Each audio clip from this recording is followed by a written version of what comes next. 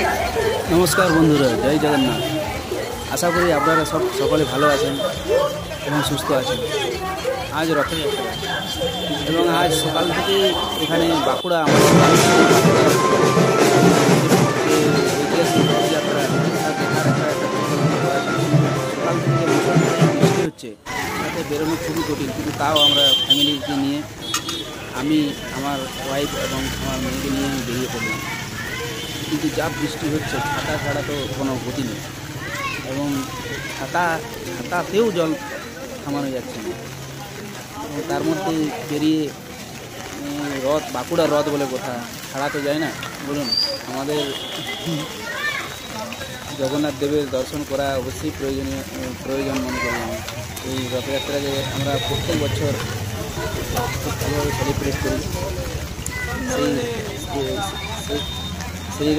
সেরকম এই বছরও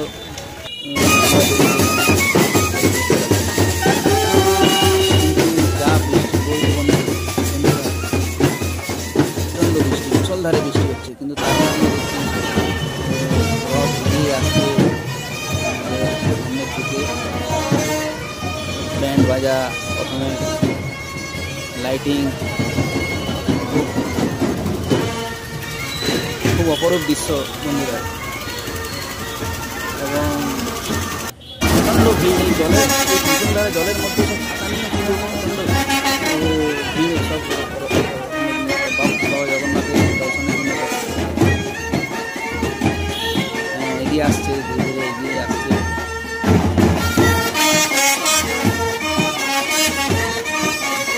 এবং মনোরম দৃশ্য, খুবই মনোরম দৃশ্য। জলের মাঝে जगन्नाथ देव रथ एगिए आसते बंधुरा। तो हिंदी में बोल दी नमस्कार दोस्तों, जय जगन्नाथ। उम्मीद करता हूँ कि आप लोग सब अच्छे हैं।